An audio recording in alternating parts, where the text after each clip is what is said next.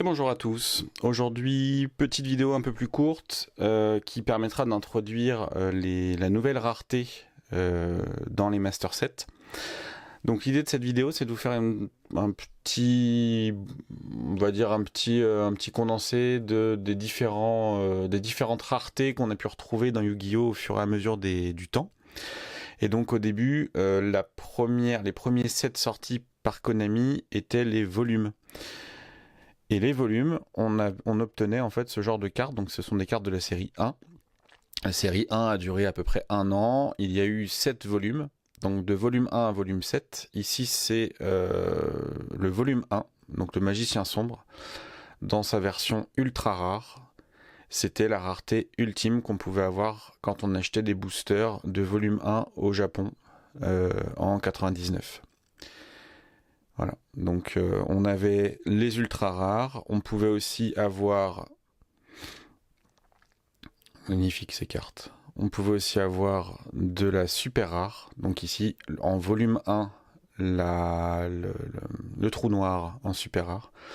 Donc le titre ne brille pas, l'image brille uniquement, ici dans sa version originale.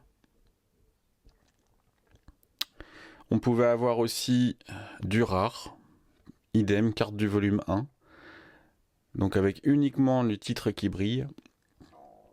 Et il faut savoir que sur cette période-là, Konami sortait aussi dans des distributeurs ce qu'on appelait les boosters. Donc vous mettiez une pièce dans un distributeur et vous aviez un petit booster qui sortait avec 3 cartes dedans, 3 ou 4 cartes.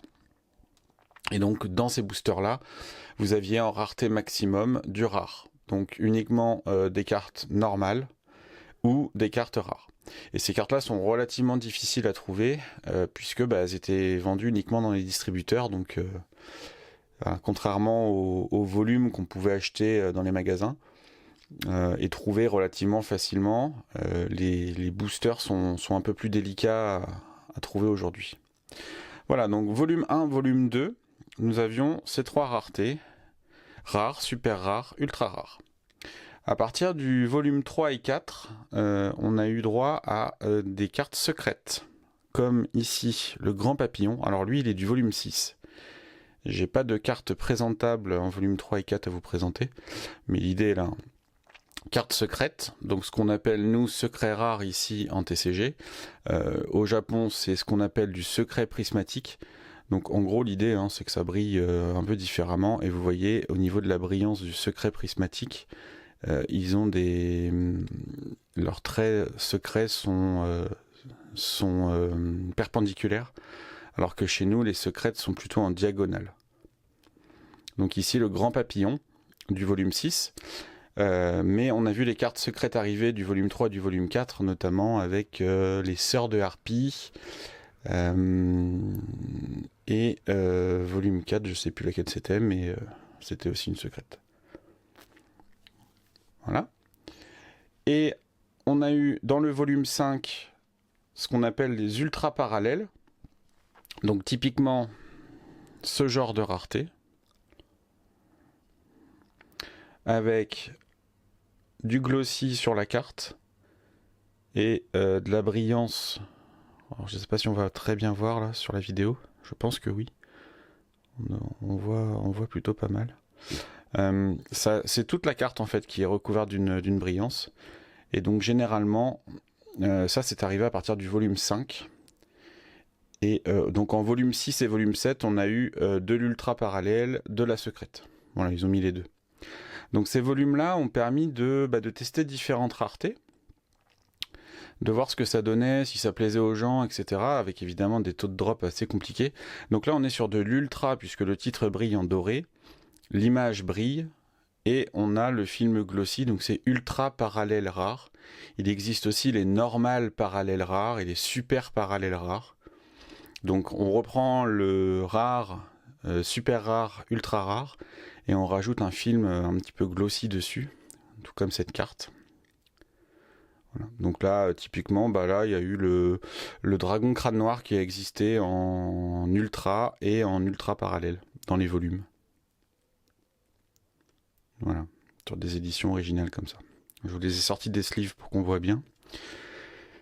À partir du coup, une fois que les volumes ont été terminés, on a eu droit au set de la série 2, que j'ai déjà commencé à vous présenter sur la chaîne, où là on avait un mix de ultra parallèle et secrète dans les raretés maximum. Je pense notamment au Dragon Toon aux yeux bleus de Pharaoh's Servant, où il existe dans les deux versions, ou même à Jinzo de Curse of Anubis, la dernière vidéo en cours. Et dans ces sets-là, donc qui ont été sets de la série 2, on va dire entre mars 2000 jusqu'à fin 2000, c'était les deux raretés qu'on pouvait trouver, donc on trouvait déjà dans les volumes de l'année d'avant. Et à partir de décembre 2000, précisément du 14 décembre 2000, pour le set Thousand Eyes Bible, donc TB, on a eu droit à cette rareté, à savoir Ultimate Rare. Voilà, ici vous avez la toute première carte Ultimate Rare, jamais sortie dans Yu-Gi-Oh! Donc le renoncé au milieu, qui faisait partie du set TB,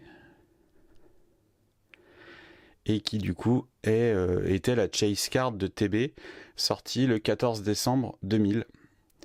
Et c'est parfaitement logique que je vous la présente aujourd'hui, puisque ça sera le prochain set que je vous présenterai, étant donné qu'on essaye de garder la continuité. Voilà, donc ici vous avez la version, ce qu'ils appellent relief, ultimate, alors c'est ultimate rare chez nous, eux ils appellent ça relief, old relief même les japonais. Voilà, la toute première carte ultimate rare. Voilà, j'espère que ça vous a plu.